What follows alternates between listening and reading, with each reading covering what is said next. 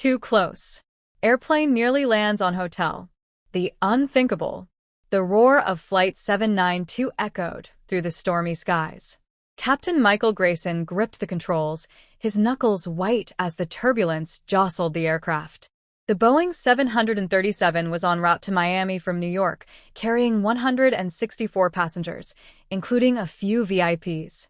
Beside him, First Officer Olivia Carter scanned the flight instruments.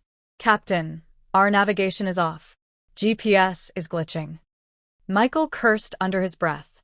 A powerful storm had rerouted them, forcing them to rely on manual navigation.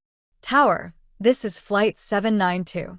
Requesting emergency landing coordinates. Do you copy?"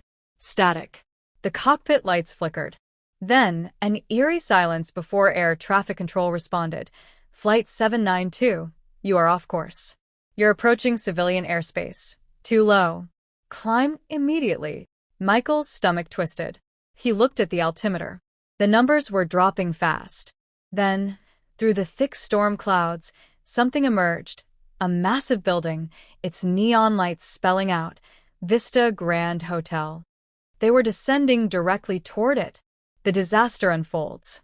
In the cabin, panic spread like wildfire. Passengers screamed as the aircraft tilted.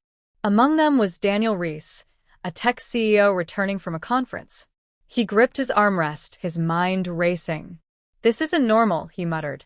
Next to him, an elderly woman sobbed, clutching a rosary. 2 rows back, a flight attendant, Emily, tried to calm a group of terrified children.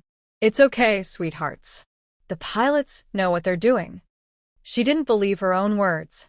Then, turbulence struck, violent enough to throw passengers from their seats. Oxygen masks dropped. "Brace for impact," Michael shouted over the intercom. The runway was nowhere in sight. The only thing ahead was the massive hotel. The heroic fight. Michael's mind raced. There was no time to circle back. Flaps down. Reverse thrust. Olivia's voice trembled. "We won't clear it." The wind howled. Lightning illuminated the hotel's rooftop pool, filled with unsuspecting guests. A crash landing here would mean certain death. But Michael wasn't ready to die. And he wasn't about to let 164 souls perish. "Follow my lead." He yanked the control column, tipping the aircraft sharply. Olivia, understanding his intent, adjusted the thrust. The plane's nose lifted, but barely. The belly skimmed the hotel's rooftop with a deafening scraap. Chairs, umbrellas, and debris exploded into the air as the tail end clipped the edge. The plane lurched, alarms blaring in the cockpit. "Hold it together," Michael roared, adrenaline surging. Olivia fought for control as the plane wobbled like a wounded bird. Beyond the hotel was a highway, a narrow stretch of road. "Landing gear down. Now." The plane dipped, tires hitting asphalt with a thud. The force jolted everyone as sparks flew. Tires screeched, rubber burning against pavement. Then silence. The aftermath. Smoke curled from the engines.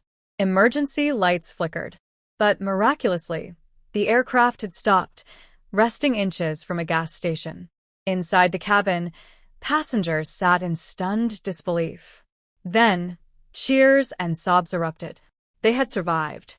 Michael exhaled, his body trembling. Olivia wiped sweat from her forehead. That was insane. Emergency crews swarmed the plane. As Michael and Olivia stepped out, applause erupted from passengers and rescue workers alike. The Vista Grand Hotel, just 100 yards away, stood as a terrifying reminder of how close they had come to disaster. Michael turned to Olivia. "Next time, remind me to take a desk job." They had defied death, and the world would never forget Flight 792, the plane that almost landed on a hotel.